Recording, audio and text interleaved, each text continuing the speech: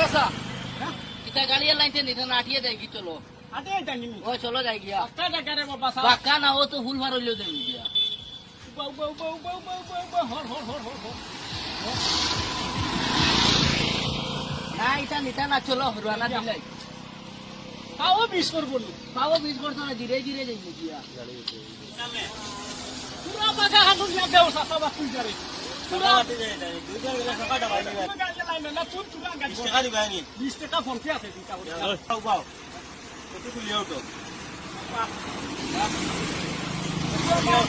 ও খানদানি তো বিসমিল্লাহ কইও তো